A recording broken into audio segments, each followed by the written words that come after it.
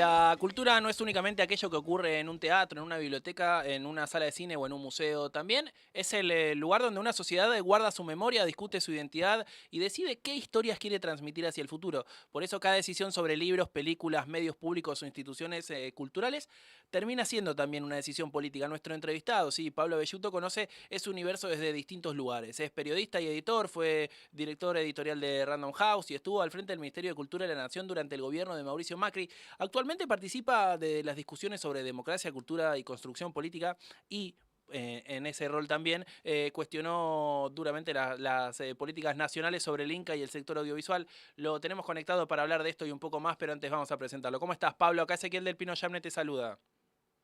Hola, ¿cómo te va? Un placer conversar con vos. Bien, preocupado por, te diría, por el momento cultural que se está viviendo dentro de la Argentina, pero la realidad es que me interesa tu perspectiva. Digo, ¿cómo estás viviendo todo esto que se dice entre batalla cultural, entre agresiones, entre poca cantidad de libros leídos y demás, etcétera? ¿Qué es lo que te pasa cuando ves el momento actual de la cultura argentina?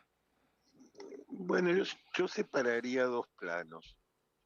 Uno, claramente, lo que se ve en el gobierno es un desinterés absoluto por cualquier tipo de política cultural, por cualquier tipo de relación que el Estado pueda tener desde el plano institucional con las instituciones culturales, digo, como estas que mencionabas o muchas otras que tiene a su cargo.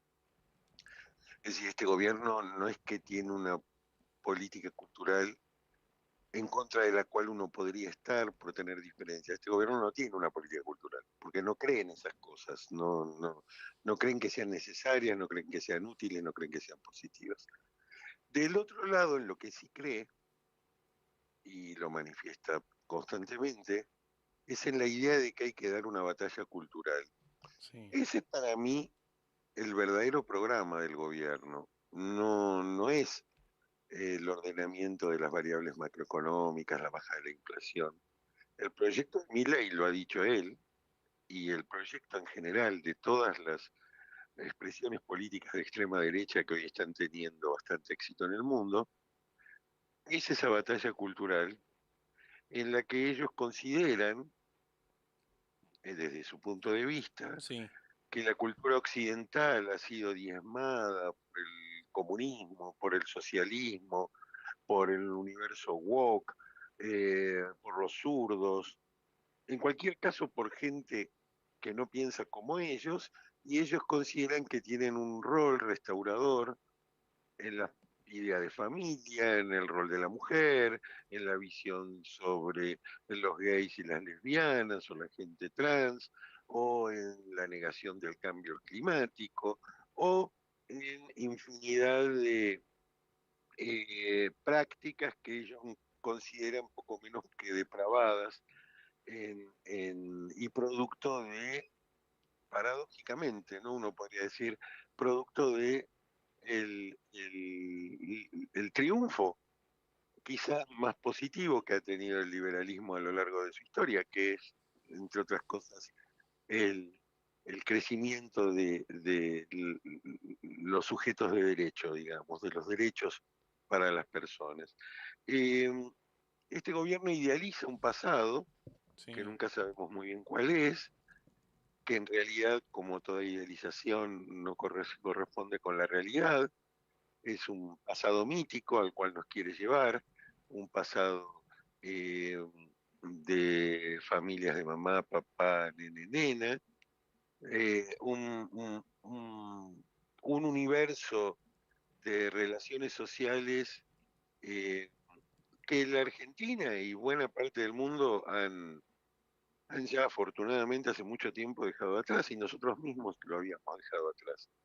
Entonces son esos dos planos. Por un lado, no existe una idea de política cultural. Cuando yo era funcionario en esta área, Sí.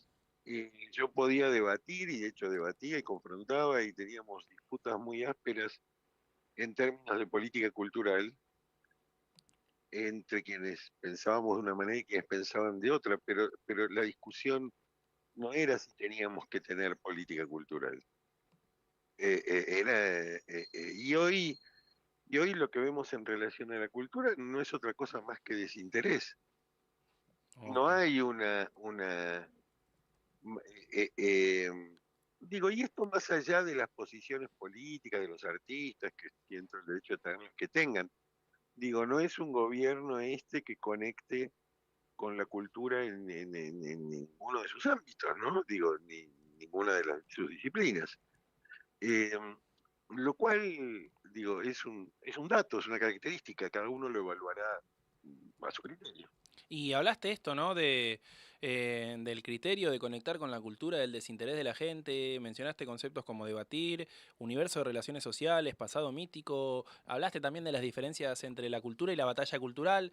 ¿Crees que la sociedad dimensiona el impacto que puede generar esta pérdida de cultura de acá a lo que viene?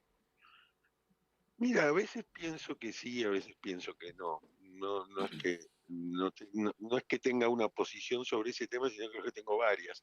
Por un lado, a ver, por un lado se eleva, se baja la barrera de la tolerancia hacia el desprecio entre los argentinos a niveles que desconocíamos.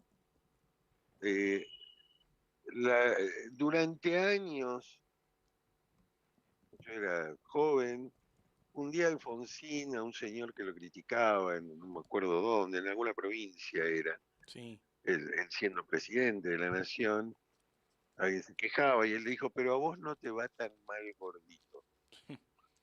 Y esa frase, para algunos ofensiva por parte del presidente, para otros no, pero generó un debate que duró semanas. Cuando Jorge Capitanich era ministro de Cristina Kirchner, el jefe de gabinete, y rompió una tapa de Clarín, hablamos de eso durante semanas. Hoy los insultos son una cosa cotidiana. Ayer el Sí. presidente dijo, pero bueno, si no te gusta, andate a Cuba. Digo, eso no es la manera de tratarse, de tratar. Sí. Digo, cuando Cristina se quejaba del abuelito que le daba los dólares al nieto, eh, eh, se armó un escándalo. Entonces el primer riesgo es el acostumbramiento. Nos estamos acostumbrando a un lenguaje político o a un lenguaje en el debate político que lo vuelve insostenible. La discusión ayer del cachivache de discusión entre la senadora Bullrich y la vicepresidenta. Sí. Ay, si no te gusta, andate, no sé qué. Digo, a ver, eh, no va a salir bien en estos términos. Digo, esto más allá de otras dimensiones de la realidad, pero ahora, ¿cuánto impacta eso sobre los ciudadanos? A veces pareciera que mucho, eh, y se legitiman cosas que no maneras de relacionarnos que no aceptaríamos en nuestras propias familias, Sí. y que no querríamos que nuestros hijos practicaran, y que nuestros padres no querrían que nosotros practicáramos.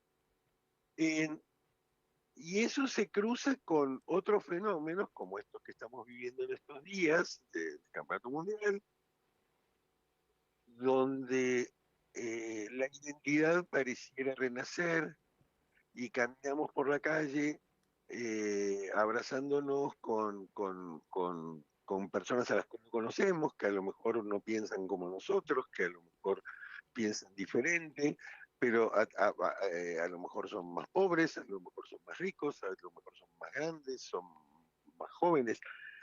Una sensación de fraternidad eh, que contrasta notablemente con ese otro plano de sociedad fragmentada, polarizada, rota, con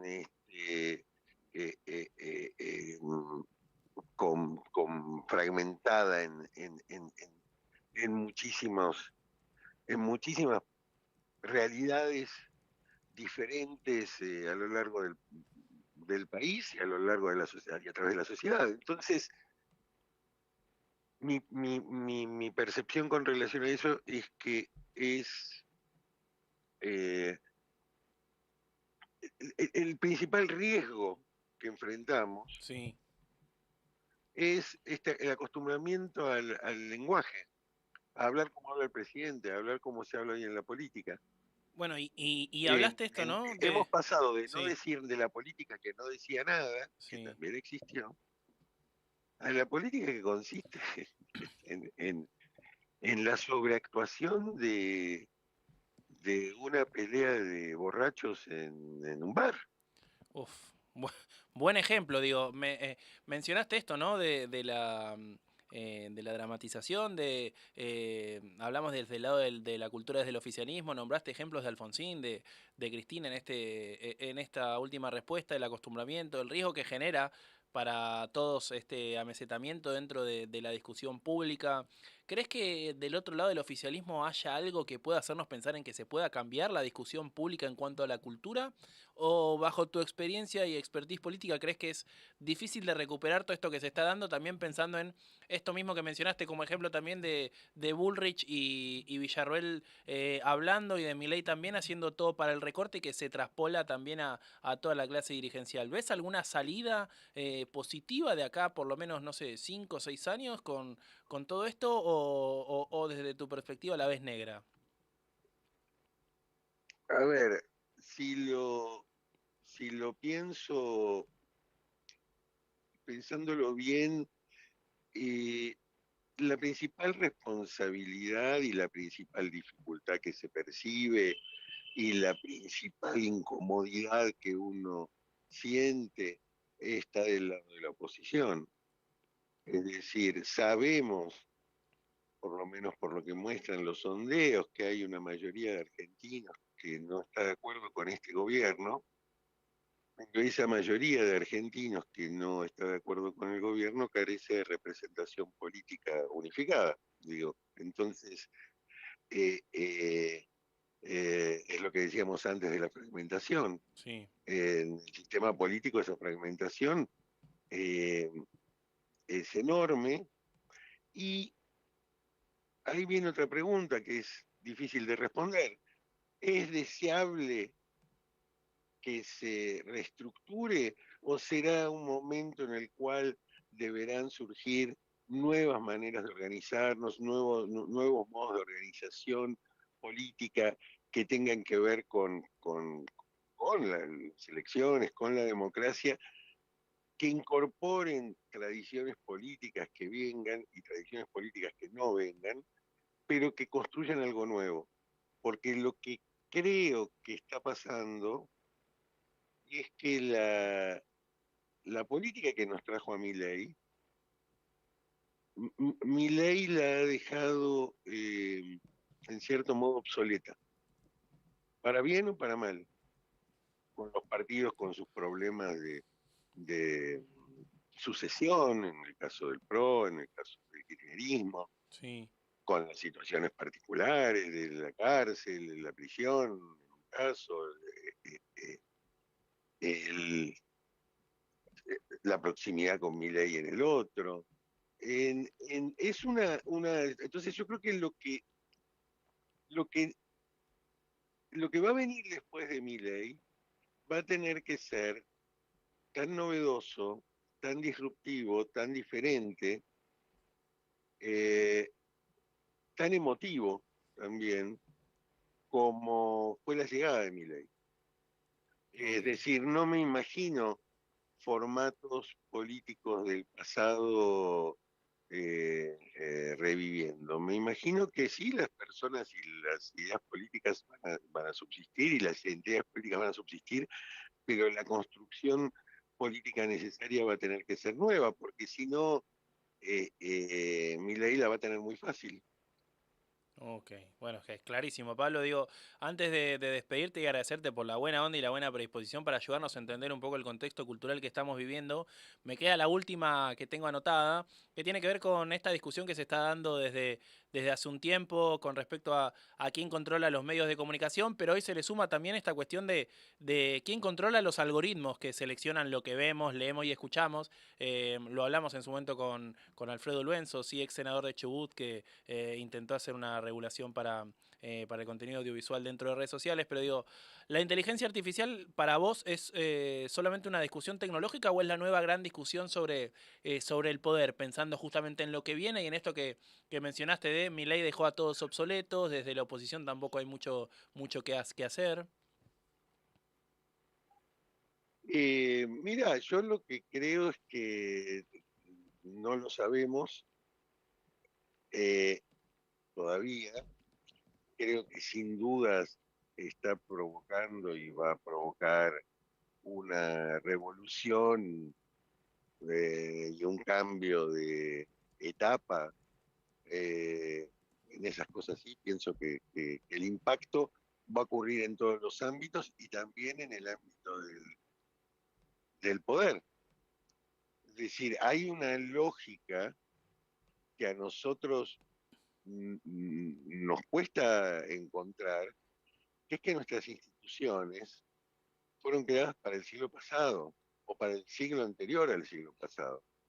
Y al mismo tiempo estamos viviendo en una lógica completamente diferente. Entonces, yo creo que la discusión sobre la regulación, la discusión sobre qué hacer, la discusión sobre el uso en la educación, sí o no, en los niños, las discusiones que se van multiplicando diariamente, las relacionadas con el trabajo, las relacionadas con las nuevas capacidades, las relacionadas con lo inevitable, digo, son infinidad de aristas, pero creo que lo peor es no hacer nada y quedarse mirando desde la tribuna esa discusión, porque esa discusión sí, eh, a ver, va a delinear el modo en el que nada, nuestra especie va a seguir sobre la Tierra, digo, no es una discusión menor y a una escala, eh,